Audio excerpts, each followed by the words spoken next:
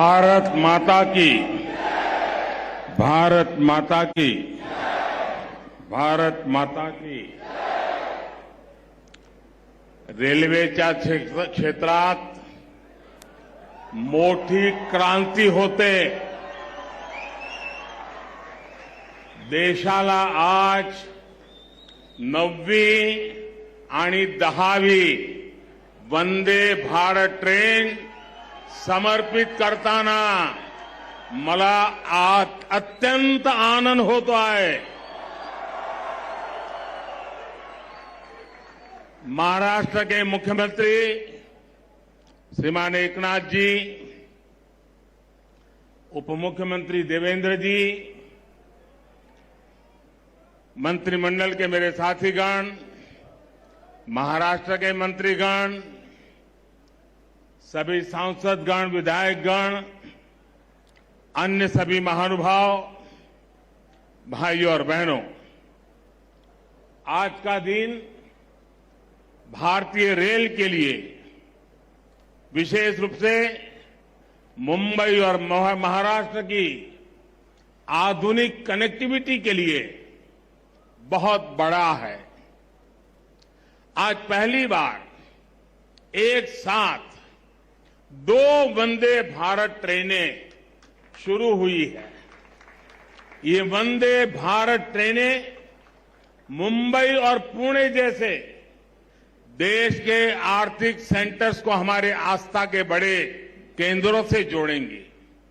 इससे कॉलेज आने जाने वाले, ऑफिस और बिजनेस के लिए आने जाने वाले, किसानों और श्रद्धालुओं सभी को सुविधा होगी.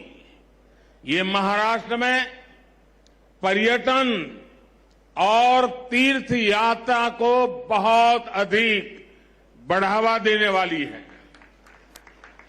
शिरडी में साईं बाबा का दर्शन करना हो, नासिक स्थित रामकुंड जाना हो, त्र्यंबकेश्वर और पंचवटी क्षेत्र का दर्शन करना हो, नई वंदे भारत ट्रेन, ये सब बहुत आसान होने वाला है.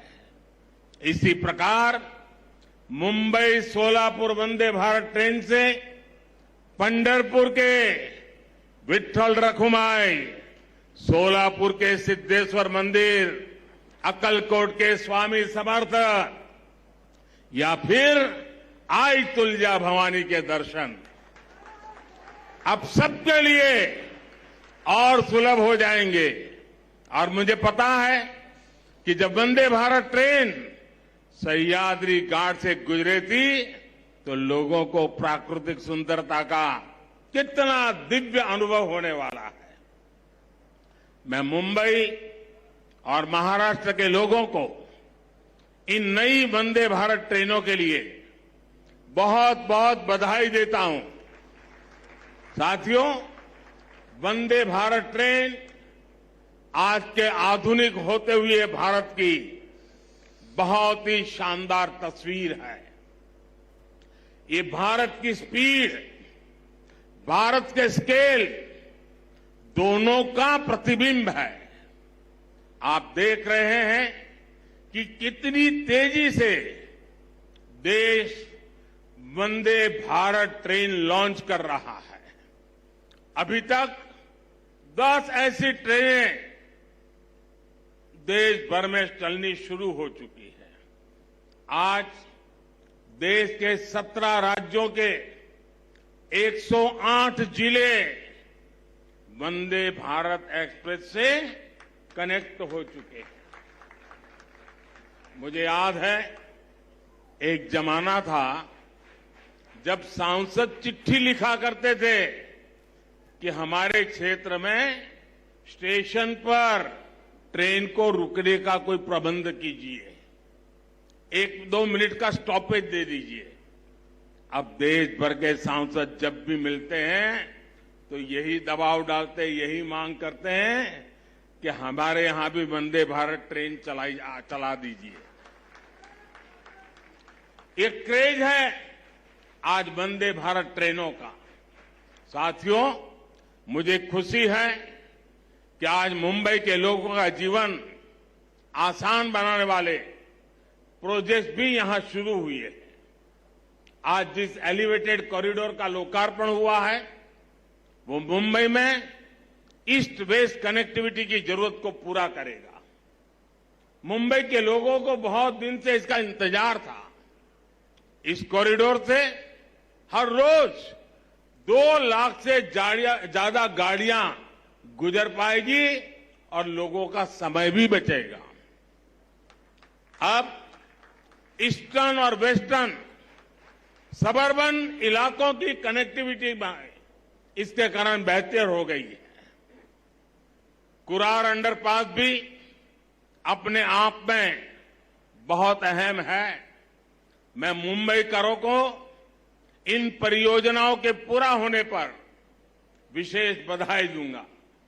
साथियों, 21वीं सदी के भारत को बहुत तेजी से अपने पब्लिक ट्रांसपोर्ट सिस्टम को सुधारना ही होगा।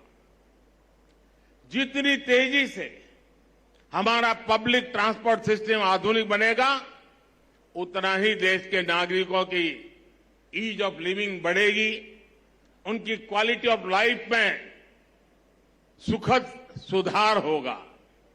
इसी सोच के साथ आज देश में आधुनिक ट्रेनें चलाई जा रही हैं, मेट्रो का विस्तार हो रहा है, नए नए एयरपोर्ट्स और पोर्ट्स बनाए जा रहे हैं। कुछ दिन पहले जो देश का बजट आया उसमें भी इसी भावना को सशक्त किया गया है और हमारे मुख्यमंत्री जी और उप मुख्यमंत्री जी ने उसकी भरपूर तारीफ भी की।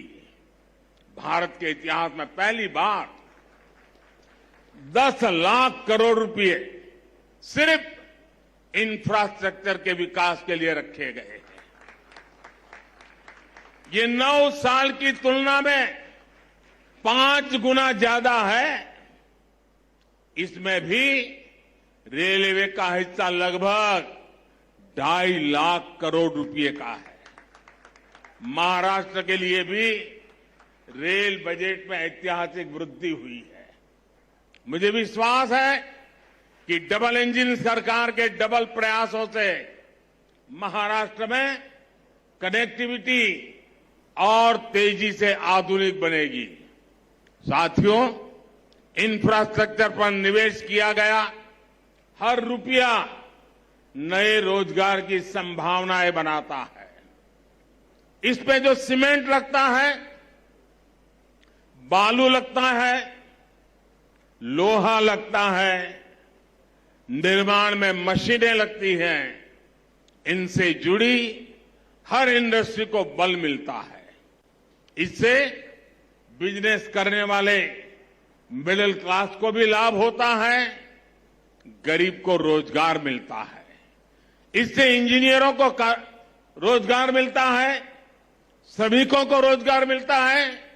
यानी इंफ्रास्ट्रक्चर जब बनता है तब भी सबकी कमाई होती है और जब तैयार होता है तो वो नए उद्योगों, नए बिजनेस के रास्ते खोलता है। भाइयों और बहनों, इस बार के बजट में मध्यम वर्ग को कैसे मजबूती दी गई है, इस बारे में मैं मुंबई के लोगों को विशेष तौर पर बताना चाहता हूं। चाहे सैलरीड क्लास हो या व्यापार कारोबार से कमाने वाला मध्यम वर्ग, दोनों को इस बजट ने खुश किया है।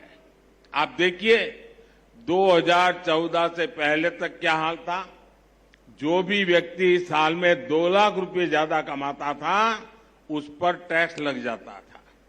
भाजपा सरकार ने पहले 5 लाख रुपए तक की कमाई पर टैक्स में छूट दी और इस बजट में इसे 7 लाख रुपए तक पहुंचा दिया। आज जिस कमाई पर मिडिल क्लास परिवार का टैक्स 0 है, उस पर यूपीए सरकार 20% टैक्स लेती थी। अब ये युवा साथी जिनकी नई नई नौकरी लगी है, जिनकी मासिक आय 60-65 हजार रुपए तक की है, वे अब ज्यादा निवेश कर पाएंगे।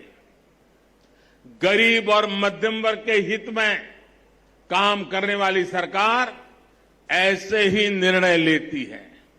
साथियों, मुझे पूरा विश्वास है कि सबका विकास से सबका प्रयास की भावना को सशक्त करने वाला ये बजट हर परिवार को ताकत देगा, हम सभी को विकसित भारत के निर्माण के लिए अधिक प्रोत्साहित करेगा।